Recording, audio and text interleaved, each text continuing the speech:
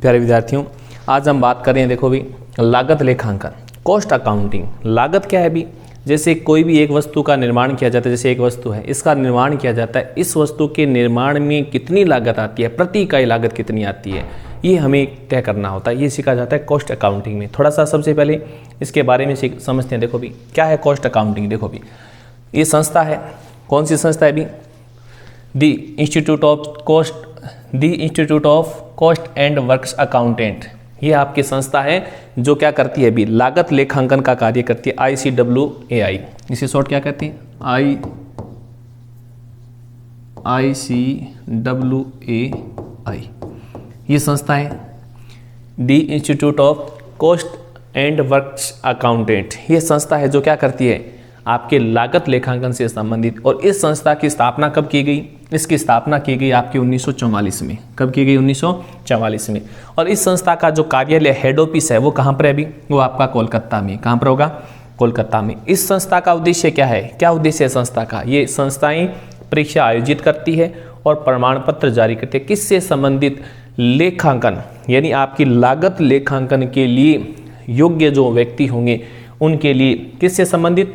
Cost से संबंधित, यानी लागत लेखे रखने से संबंधित परीक्षाएं आयोजित करना और उनके लिए प्रमाण पत्र जारी करना। ठीक है। और ये जो कंपनी है, जैसे कौन सी? ये जो द इंस्टीट्यूट ऑफ ICWAI, इसकी जो स्थापना है सबसे पहले 1944 में एक गारंटी द्वारा सीमित कंपनी के तौर पर हुई थी। यानी इसकी जो निर्माण हुआ है सबसे पहले वो किसके तौर पर हुआ है? एक गारंटी द्वारा सीमित कंपनी के रूप में इसका निर्माण हुआ है। ठीक है। उसके आगे बढ़ते हैं।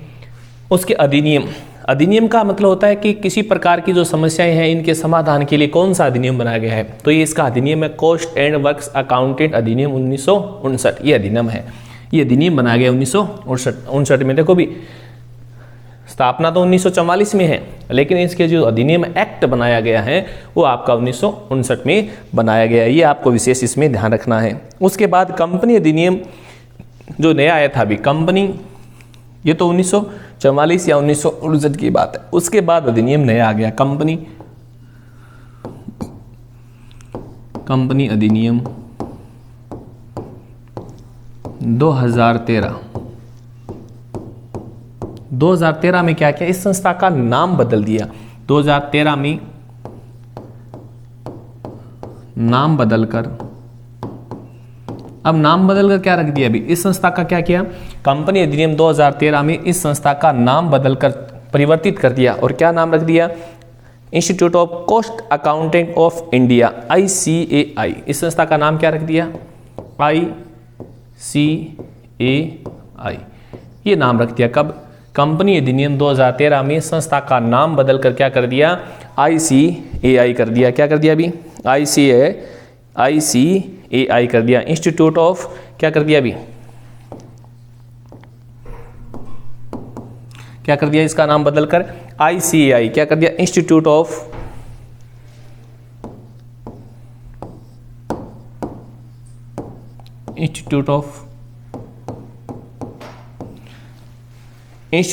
Chartered accountant of India. क्या कर दिया इसका नाम? Institute of chartered accountant of India. क्या कर दिया अभी? Institute of cost accountant of India कर दिया। क्या सी का मतलब क्या हो गया? Cost accountant of India.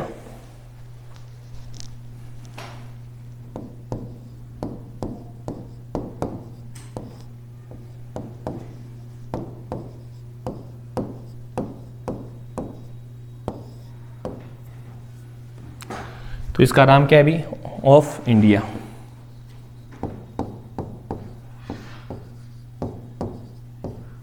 ये इसका नाम हो गया। तो इसका नाम बदल दिया कब? 2013 जो अधिनियम आया था हमारा, उस अधिनियम में इस संस्था का नाम बदलकर चेंज कर दिया गया। क्या कर दिया? Institute of cost accountant of India. उसके बाद क्या हुआ अभी? इसके जो सदस्य होते हैं, इसके जो भी सदस्य होंगे, किसके? जो इसका लेखा करेंगे, उन सदस्यों को किस नाम से जाना जाएगा? ये जो आपके सदस्य होंगे, इन सदस्यों को किस नाम से जाना जाएगा? किस नाम से इन सदस्यों को पुकारा जाता है? क्या नाम होता है इन सदस्यों का? तो होता है कॉस्ट मैनेजमेंट अकाउंटेंट। क्या होता है अभी? Cost management accountant. जिसे हम शॉर्ट में CMA कहते हैं, अकाउंटेंट्स, जिसे हम शॉर्ट में क्या कहते हैं, CMA, क्या कहते हैं, CMA कहते हैं, कॉस्ट मैनेजमेंट अकाउंटेंट, क्या कहते हैं इनको, CMA कहते हैं अभी, ठीक है। तो ये इसका नया नाम हो गया। इसके बाद क्या हुआ अभी, इसके बाद आपको विशेष ध्यान में रखना इसमें क्या हुआ, किस प्रकार का परिवर्तन हुआ, जिसके लिए देखो भी आगे बढ़ते हैं। तो देखो भी, तो ये क्या है भी, इसमें जो अधिनियम है वो आपका कौन सा है, कॉस्ट एंड वर्क अकाउंटेंट अधिनियम 1959, और 2013 में इसका नाम बदलकर ICAI कर दिया, और इसके जो सदस्य हैं उनको क्या, CMA कहा जाता है, क्या कहा जाता है भी, CMA, ठीक है। आगे बढ़ते हैं, देखो आगे देखो भी, कंपनी अधिनियम 2013 की धारा 29 सब सेक्शन और सब सेक्शन B में प्रावधान किया करके कुछ विशेष प्रकार की कंपनियों के लिए लागत लेखे रखना अनिवार्य था। यानी 1956 में कुछ विशेष प्रकार की कंपनियां थी जिनको ही लागत लेखा रखना अनिवार्य था। लेकिन 2013 क्या हुआ, 2013 में क्या हुआ, 2013 में कुछ विशेष प्रकार की कंपनियों के में प्रावधान देखो क्या है भी, कंपनी दिन 2013 में क्या प्रावधान किया गया, किन कंपनियों को इनमें शामिल किया गया। तो प्रावधान क्या है भी, कंपनी अधिनियम 2013 में जो सबसे पहला प्रावधान है वो क्या है कि इसमें जो शामिल किया गया है निर्माण करने वाली संस्थाएं, इसमें कौन कौन सी, निर्माण, उत्पादन कह सकते हैं, प्रक्रिया संबंधी, निर्माण संबंधी, खनन कार्य में जो जुड़ी हुई है। तो कौन कौन सी संस्थाएं इनमें शामिल है, या तो वो निर्माण का कार्य करती है, क्या भी, निर्माण करती है, ठीक है, या कोई भी प्रक्रिया संबंधी, किससे संबंधी, प्रक्रिया संबंधी, या कोई खनन का कार्य करती है, यानी जमीन से जो खनिज खोद कर निकाले जाते हैं। इस प्रकार की कंपनियों के लिए लागत लेखे रखना अनिवार्य किया। वैसे अनिवार्य नहीं है, केंद्र सरकार क्या करती है, इसे निर्धारित करती है कि किन कंपनियों के लिए खाते रखना या जारी करना अनिवार्य। लेकिन विशेषकर कंपनी प्रावधान, कंपनी अधिनियम 2013 में जो प्रावधान है उसमें विशेष बातें हैं कि निर्माण, जो निर्माण में लगी हुई हो, प्रक्रिया संबंधी या खनन कार्य में जो संस्थाएं लगी हुई है उनके लिए ये विशेष प्रकार के लागत लेखे रखे जाएंगे। इसके बाद बात करते हैं भी, ये तो बातें हैं 2013 में। उसके बाद कुछ शब्दावलियों की बात करेंगे हम कि सबसे पहले बात देखो भी, एक नंबर जो पॉइंट है आपका, सबसे पहले बात करते हैं लागत किसे कहते हैं, क्या भी, एक तो है लागत, कॉस्ट, हम बात करेंगे लागत, और इसी का दूसरा नाम है परिव्यय। अब ये लागत क्या है, ये आपका परिव्यय क्या है, लागत किसे कहते हैं और आपका उपरिव्यय किसे कहते हैं। अब देखो इसमें लागत और उपरिव्यय, क्या परिभाषा है लागत और उपरिव्यय की।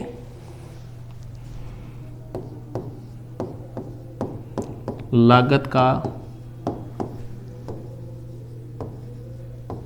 अर्थ, लागत का अर्थ त्याग से है, क्या है भी, त्याग से है, जिसे मुद्रा में व्यक्त किया जा सकता है। तो लागत का अर्थ ऐसे त्याग से है, ऐसे त्याग से है जिसे मुद्रा में व्यक्त किया जाएगा, जिसे हम किस में माप सकते हैं, मुद्रा में व्यक्त किया जाता है। किस में व्यक्त किया जाता है, मुद्रा में व्यक्त किया जाता है। देखो भी, लागत का मतलब है वैसे आपने किसी वस्तु को खरीदने के लिए जो पैसे चुकाए हैं वही तो त्याग है, आपने कितना त्याग किया है। तो जो हम खर्च करते हैं, जो हम त्याग करते हैं भी, लेकिन वो त्याग क्या होना चाहिए, मुद्रा में व्यक्त करना, ये मुद्रा में जिसे मापा जा सकता हो वो क्या है, आपका लागत है, वो आपकी क्या होगी भी, लागत होगी। ठीक है, लागत के बाद अगली जो परिभाषा है आपकी, लागत निर्धारण या परिव्यांकन, यानी किसी भी वस्तु का लागत निर्धारण किस प्रकार होता है, लागत निर्धारण, या इसका दूसरा नाम जो है परिव्यांकन। क्या हो गया, परिव्यांकन क्या हो गया अभी, लागत निर्धारण या क्या हो गया, परिव्यांकन।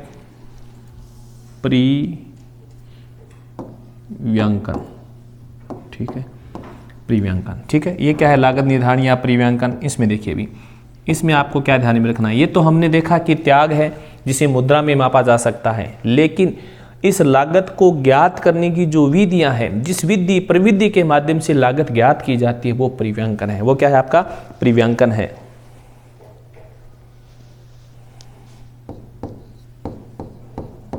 लागत ज्ञात करने के लिए, लागत ज्ञात करने के लिए प्रविधि यानी जिस विधि का उपयोग किया जाएगा। तो लागत ज्ञात करने के लिए हम जिस विधि का उपयोग करते हैं, किसका भी, जिस प्रविधि और प्रक्रिया, प्रविधि एवं प्रक्रिया को, यानी जिस प्रक्रिया के माध्यम से हम लागत ज्ञात करते हैं, प्रक्रिया को परिव्यांकन कहते हैं। क्या कहते हैं? परिव्यांकन, परिव्यांकन कहते हैं। क्या कहते हैं अभी? परिव्यांकन कहते हैं। ये आपको ध्यान में रखना है। तो लागत क्या है? त्याग या मुद्रा के बदले लागत निर्धारण। परिव्यांकन क्या है? आप लागत ज्ञात करने के लिए जिस प्रविधि या प्रक्रिया के माध्यम से लागत की गणना करते हैं, उसे क्या कहते हैं? परिव्यांकन कहते हैं। उसे क्या कहते हैं? हम परिव्यांकन कहते हैं। उसके बाद देखो अगला जो आपका पॉइंट होगा, कौन सा पॉइंट है? देखो अगला जो आपका लागत क्या होगा अभी? लागत लेखांकन। 3 नंबर क्या होगा आपका? लागत लेखांकन। लेखांकन का लिखना ही तो होता है, जैसे लागत लेखांकन। अब ये लागत लेखांकन क्या है? देखो इनके बारे में देखते हैं। लागत लेखांकन किस प्रकार की होगी, किस प्रकार इसकी गणना की जाती है। तो लागत लेखांकन में आपको विशेष ध्यान में रखना है कि वैज्ञानिक आधार पर, किसके आधार पर? वैज्ञानिक का मतलब जो नियम बताए गए हैं,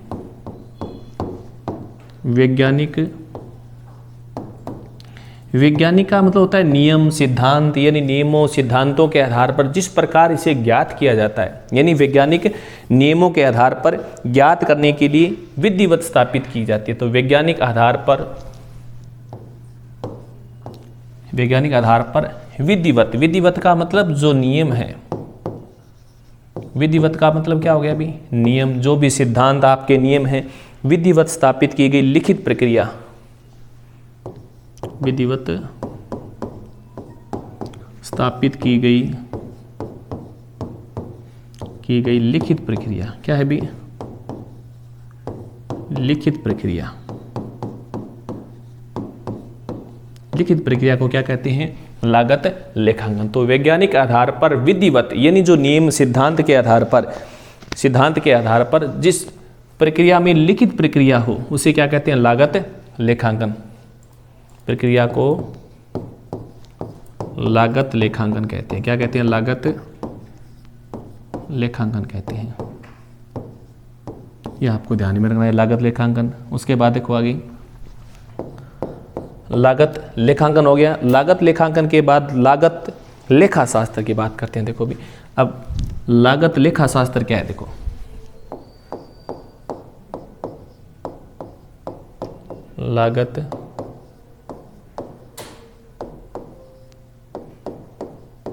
लागत लेखा शास्त्र। अब देखो भी लागत लेखा शास्त्र की बात हम पढ़ रहे हैं कि लागत लेखा शास्त्र आपका क्या होगा। तो यहाँ तक हमने देख लिया। अब बात करेंगे लागत जो लेखा शास्त्र हैं उनके बारे में। देखो भी लागत लेखा शास्त्र किस प्रकार है।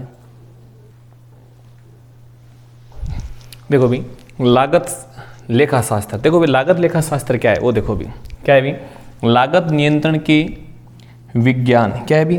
विज्ञान। अब लागत से लेखा शास्त्र को क्या माना है? इसने माना है विज्ञान, कला और व्यवहार, तीनों बातें मानी है। के लिए लाभार्जन योग्यता क्या होनी चाहिए? लाभार्जन योग्यता के निर्धारण के लिए लागत निर्धारण, यानी लाभ सबसे ज़्यादा कैसे हो, इसके लिए आपने लागत तय की है। लागत कम से कम हो, उत्पादन ज़्यादा हो, और उसका लागत लेखांकन के सिद्धांत क्या है, किस प्रकार लिखना, उसकी विधियाँ, उसकी प्रविधियों को लागू करने से लगाया जाता है। और इसके लेखों से प्राप्त सूचनाओं और प्रबंध के निर्णयों के लिए प्रस्तुतिकरण भी इसमें शामिल है। तो लागत लेखा शास्त्र में क्या है कि कला विज्ञान यानी नियम, कला, लिखना, व्यवहार, इन सब को शामिल किया गया है कि एक प्रबंधक लाभार्जन योग्यता के साथ साथ वस्तु की लागत निर्धारण, लागत लेखांकन जिस विधि, सिद्धांत, प्रविधि के माध्यम से करता है, जिसमें प्रबंध की डिसीजन भी शामिल है, उनका जो प्रस्तुतिकरण करता है उसे लागत लेखा शास्त्र कहते हैं। ठीक है, आगे पढ़ते हैं। देखो आगे बात करते हैं सबसे पहले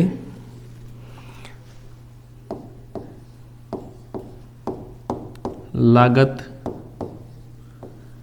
लेखा शास्त्र। लागत लेखा शास्त्र। अब लागत जो लेखा शास्त्र है उनके बारे में देखो भी, इनको कितनी कैटेगरी में बांटा है उनको देखो भी। तो यहाँ पर हम समझेंगे कि 4 प्रकार की कैटेगरी में से विशेष बांटा गया है। किस किस को किस किस में बांटा भी, इनका जो नाम होगा लागत निर्धारण। सबसे पहले क्या होगा, लागत का निर्धारण होगा। क्या होगा, लागत का निर्धारण होगा। उसके बाद होगा लागत लेखांकन। क्या होगा, लागत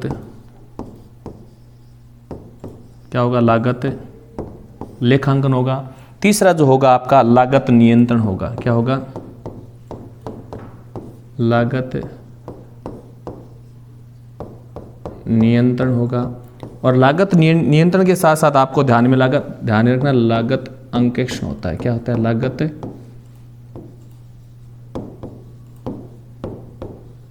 अंकेक्षण, ऑडिट। देखो भी लागत लेखा शास्त्र में इनको शामिल किया गया। किनको भी, एक तो आपको विशेष ध्यान में रखना है कि सबसे पहले तो होगा लागत का निर्धारण, यानी लागत कितनी तय की जाएगी। उसके बाद उसका होगा लेखांकन। क्या होगा, लेखांकन। लेखांकन के बाद नियंत्रण, हो सकता है किसी प्रकार का विचलन पैदा हो जाए उत्पादन में, कोई कमी, उससे दूर करना।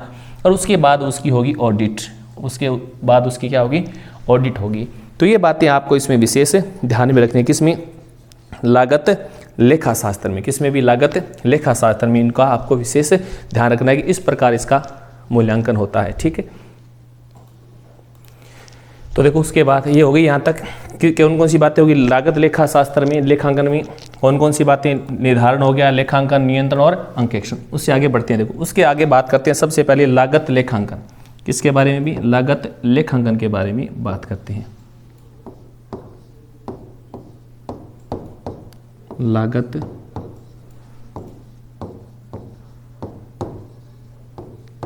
लेखांकन क्या है भी, लागत लेखांकन। अब इनके बारे में विशेष देखते हैं कि लागत जो लेखांकन है वो क्या है। अब इसमें भी वही बातें, किन किन को शामिल किया गया है, किन किन को इसमें विशेष, तो वो भी कितनी बातें, 4 बातें इसमें होगी। कितनी बातें होगी, 4 बातें इसमें होगी भी।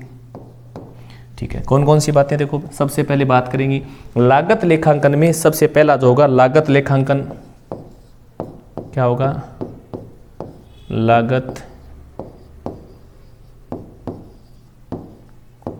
लागत लेखांकन क्या होगी, उसकी जो प्रणाली होगी। क्या होगी, उसकी प्रणालियां क्या होगी। लागत लेखांकन की प्रणालियां क्या होगी, लागत लेखांकन की विधियां क्या होगी, लागत लेखांकन की विधियां या पद्धतियां जिसे कहते हैं, विधियां पद्धतियां इनकी क्या होगी, इनके बारे में। और उसके बाद लागत लेखांकन की विधियां होगी और इसकी पद्धति क्या होगी,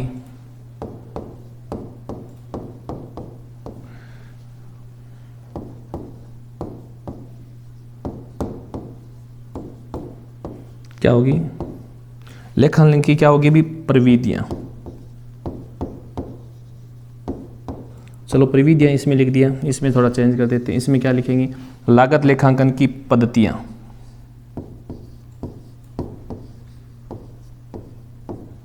क्या होगी, इसमें होगी लागत लेखांकन की क्या होगी, पद्धति। और लागत लेखांकन क्या होगी इसमें, अवधारणा। इसमें ये क्या होगी, अवधारणा। ये आपको विशेष ध्यान रखना है, लागत लेखांकन की क्या होगी, अवधारणा। तो सबसे पहले इन तीनों के बारे में बात करेंगे। लागत लेखांकन की प्रणाली क्या है, इसकी पद्धति क्या है, इसकी प्रविधि क्या है। तो देखो भी सबसे पहले हम जो बात करने जा रहे हैं किस में करेंगे, सबसे पहले हम बात करते हैं इसकी प्रणाली। जो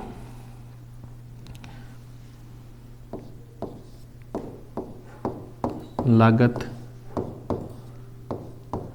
लेखांकन की प्रणाली, लेखांकन की क्या होगी, प्रणाली।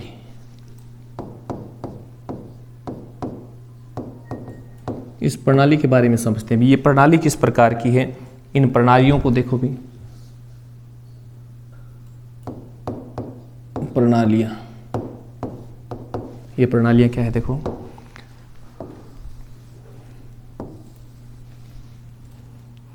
अब इसमें क्या लिखे भी, तो इसमें सबसे पहले आपकी एक नंबर जो है इसमें जो लागत लेखांकन की जो प्रणालियां हैं वो भी कितने प्रकार की है, वो 3 प्रकार की है। कितने प्रकार की होगी आपकी, 3 प्रकार। एक नंबर कौन सी होगी, ऐतिहासिक लागत। कौन सी होगी, ऐतिहासिक। क्या होगी भी, ऐतिहासिक लागत निर्धारण। ऐतिहासिक लागत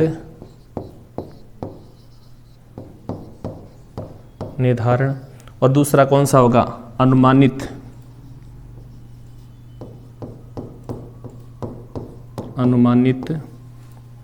लागत निर्धारण। कौन सा होगा, अनुमानित लागत निर्धारण। 2 नंबर ये होगी। और 3 नंबर आपकी जो होगी वो कौन सी होगी, परिमाप लागत निर्धारण। 3 नंबर कौन सी होगी, परिमाप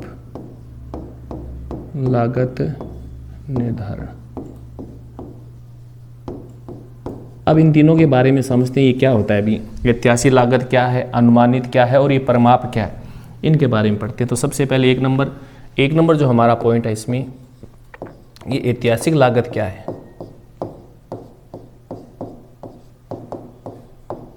ऐतिहासिक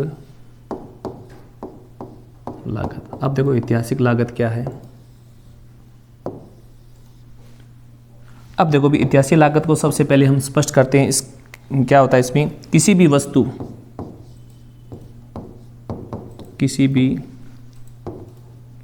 कोई भी वस्तु हो या कोई भी पदार्थ हो, किसी भी वस्तु उपकार्य, क्या होगा, किसी भी वस्तु उपकार्य या उसकी जो प्रक्रिया है या प्रक्रिया की लागत, उस प्रक्रिया की क्या होगी, लागत। तो प्रक्रिया की लागत की निर्माण कार्य लागत, प्रक्रिया की लागत निर्माण। तो किसी भी वस्तु, कोई भी वस्तु है उसकी उपकार्य लागत, ठेका लागत या प्रक्रिया, इन उस प्रक्रिया भी उसे गुजारा गया है निर्माण कार्य होने के पश्चात, लागत निर्माण कार्य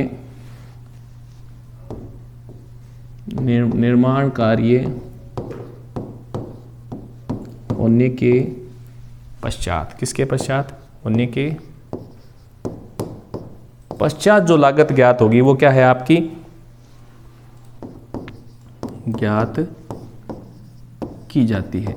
तो भी ऐतिहासिक लागत क्या है देखो भी, किसी भी वस्तु या उपकार्य को ठेका लेकर किसी भी प्रक्रिया हो सकती है जो कई प्रक्रियाओं से, जैसे तेल है कई प्रक्रियाओं से होकर गुजरता है, चीनी कई प्रक्रियाओं से होकर गुजरती है। तो कोई भी वस्तु या उपकार्य या कोई प्रक्रिया की लागत का निर्माण कार्य होने के पश्चात, यानी वो कार्य कंप्लीट होने के बाद ज्ञात की जाती है, वो ऐतिहासिक लागत है। यानी कार्य पूरा होने के बाद जिसे ज्ञात किया जाता है वो कौन सी है, ऐतिहासिक लागत है। कौन सी है भी, वो आपकी होगी ऐतिहासिक लागत। लेकिन आपको इसमें विशेष ध्यान क्या रखना है, इसमें ध्यान रखना है कि उस वस्तु की वास्तविक लागत होती है। यह क्या है, यह है उस वस्तु की, यह उस वस्तु की क्या है, वास्तविक लागत है। कारण वास्तविक कैसे है भी, क्योंकि कार्य पूरा होने के बाद वस्तु की जो सही लागत है वही तो ज्ञात होगी। वस्तु का कार्य, एक तो कार्य कंप्लीट होने से पूर्व तय करते हैं, एक कार्य पूरा होने के बाद तय करते हैं। तो इसमें कार्य पूरा होने के बाद तो वो कौन सी होगी आपकी, वास्तविक लागत होगी। कौन सी होगी भी, वास्तविक। ठीक है, अगला देखिए 2 नंबर इसमें देखते हैं कौन सा। 2 नंबर आपकी कौन सी है, अनुमानित। ये तो नाम से ही पता चलता है, अनुमानित लागत निर्धारण। क्या है भी, अनुमानित लागत निर्धारण। अब अनुमानित लागत निर्धारण कैसे होगा वो देखिए भी। सबसे पहले इसका अनुमान कैसे, लागत लेखांकन का महत्वपूर्ण कार्य क्या है भी,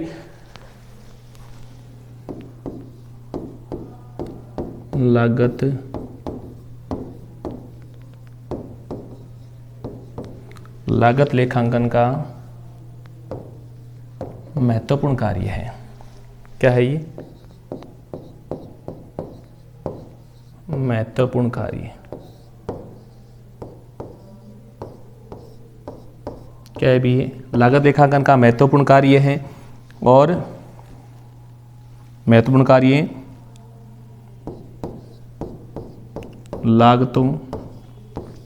लागतों एवं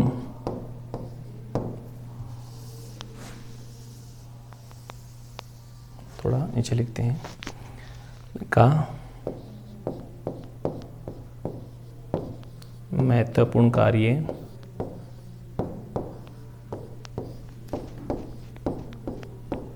लागतों, किसमें? लागतों एवं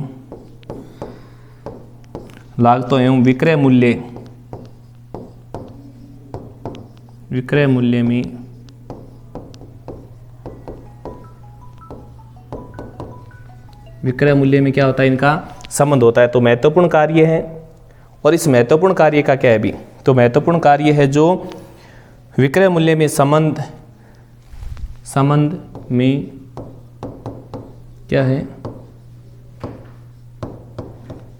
क्या है? अनुमान।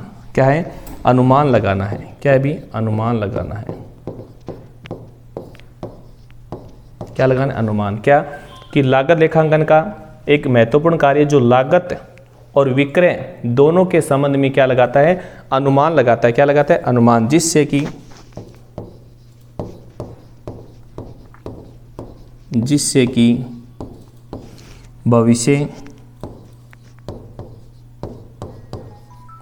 कि भविष्य का पूर्वानुमान, भविष्य का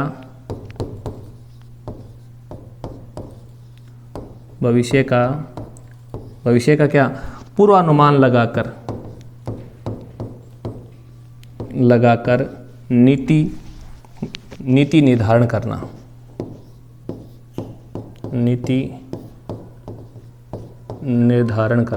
क्या करना? नीति निर्धारण करना। ये कार्य है इसका। किसका कार्य है ये? ये है आपका अनुमानित लागत का। तो इसका क्या है? लागत लेखांकन का महत्वपूर्ण कार्य जो लागत और विक्रय में संबंध और अनुमान के आधार अनुमान लगाता है ये, क्योंकि नाम ही अनुमानित है। और जिससे कि भविष्य का पूर्वानुमान लगाकर नीति निर्माण करता है। ठीक है, एक और बची है बस अंतिम, उस पर डिस्कस और कर लेते हैं। अंतिम है आपकी परिमाप लागत निर्धारण। परिमाप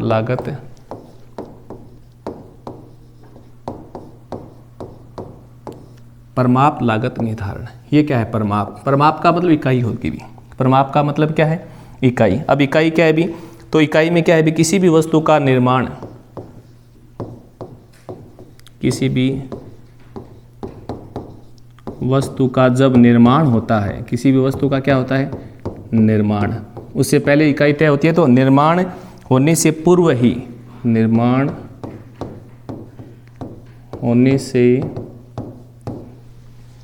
होने से पूर्व, यानी निर्माण होने से पूर्व, यानी किसी भी वस्तु का निर्माण होने से पूर्व ही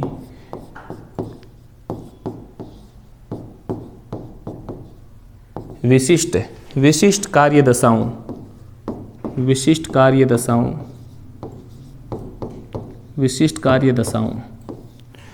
कार्य दशाओं में प्रति इकाई, क्या? प्रति इकाई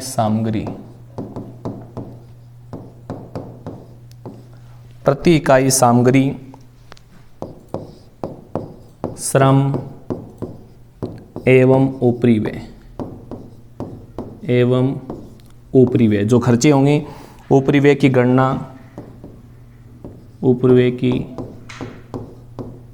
गणना को परिमाप लागत निर्धारण कहते हैं। परिमाप लागत निर्धारण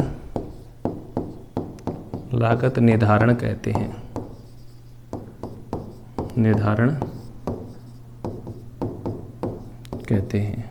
तो ये ध्यान रखना है कि वस्तु का निर्माण होने से पहले किस का कोई विशिष्ट दशा जिसमें प्रति इकाई सामग्री कितनी लगेगी? एक इकाई में श्रम कितना लगेगा और खर्चा कितने आएगा, ये बातें पहले ही अनुमान लगा ली जाती है, पहले ही तय कर लिया जाता है। वो है परमाप, यानी पहले ही अनुमान लगाना, वो क्या है, परमाप होगा। ठीक है, और परमाप लागत फिर क्या करेंगे,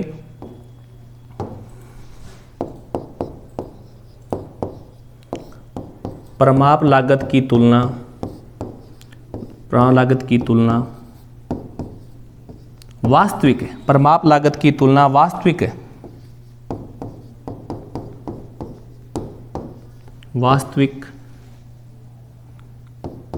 लागत से की जाती है, वास्तविक लागत से की जाती है, उसकी तुलना वास्तविक लागत से की जाती है। ठीक है, वास्तविक लागत से की जाती है, उसकी तुलना इन दोनों में जो अंतर होगा, इन दोनों में जो अंतर होगा, इन दोनों में जो अंतर होगा, उस विचरण अंतर होगा उसे विचरण कहते हैं, उसे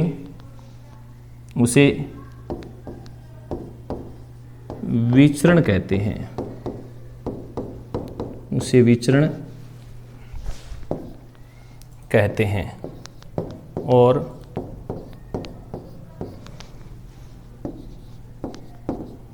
उसके सुधार के उपाय करना। देखो भी, सबसे पहले आपने उत्पादन से पहले क्या सोचा, आपने उत्पादन से पहले ये सोचा कि आपको 100 इकाइयाँ बनानी है, ठीक है, और आपको उत्पादन हुआ 90 इकाई का। आपने परमाप तय किया 100, वास्तविक उत्पादन कितना हुआ, ये आपको वास्तविक उत्पादन हुआ 90 इकाई। ठीक है, आपने सोचा कितना 100, उत्पादन कितना हुआ 90। अब आप सबको पता है कि कितनी कमी आई, 10। ये जो 10 इकाइयाँ खराब हो गई, किस कारण, ये कोई विचरण है, कोई कमी है, विचरण कुछ कमी है जिसके कारण ये खराब हो गई। अब भविष्य में इस प्रकार का नुकसान नहीं हो, इसके लिए इस विचरण का पता लगाना और उसे दूर करना, उसे सुधार करना, ये सब बातें किस में है, परमाप लागत निर्धारण में है। तो विद्यार्थियों, आज इसके बारे में इतना ही। धन्यवाद।